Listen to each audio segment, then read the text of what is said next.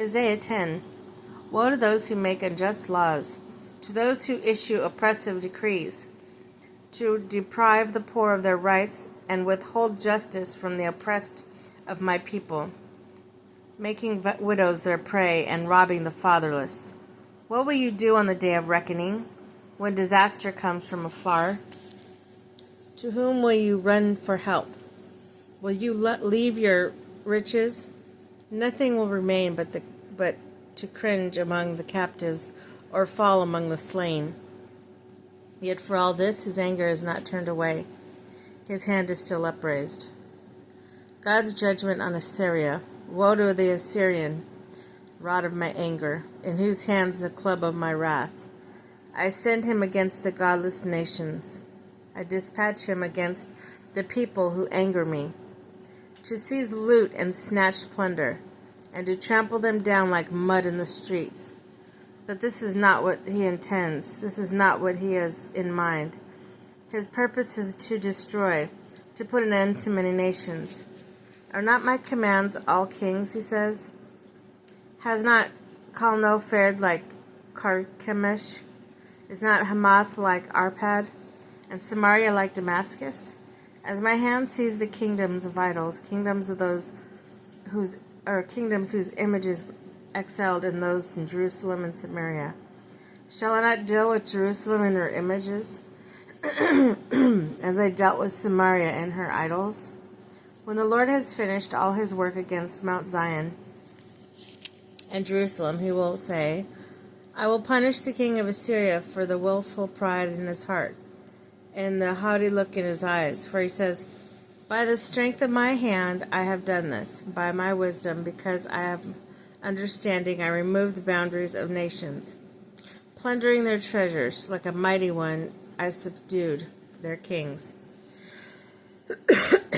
As one reaches into a nest, so my hand reaches into the wealth of the nations.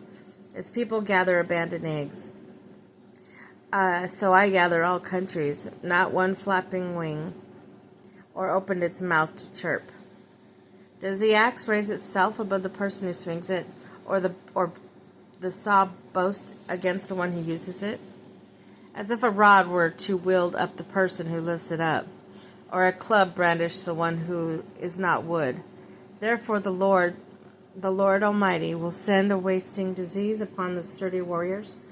Under his pomp and a fire will be kindled like a blazing flame, and the light of Israel will become a fire, the Holy One flame. In a single day it will burn and consume its thorns and its briars. The splendor of his forests and fertile fields will completely destroy, as when a sick person wastes away. And the remaining trees of his forest will be so few that a child could write them down. A remnant of Israel.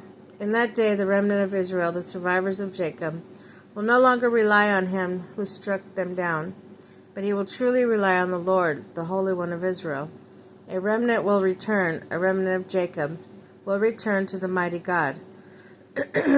Though your people be like the sand of the sea, Israel, only a remnant will return. Destruction has been decreed, overwhelming and righteous.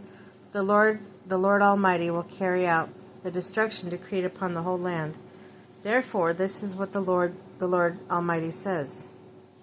My people who live in Zion, do not be afraid of the Assyrians, who beat you with a rod and lift up a club against you, as Egypt did. Very soon my anger against you will end, and my wrath will be directed to their destruction.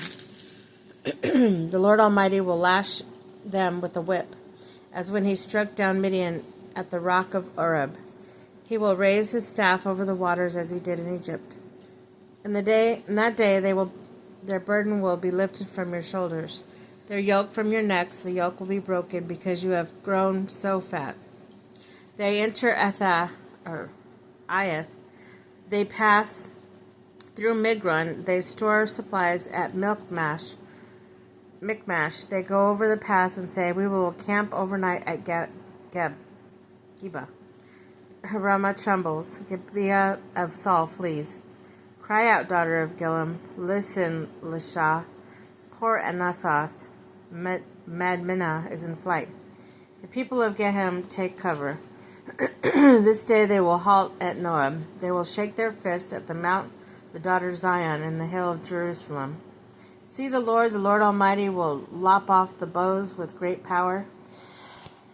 Excuse me. The lofty trees will be felled. The tall ones will be brought low. He will cut down the forest thickets with an axe. Lebanon will fall before the mighty one.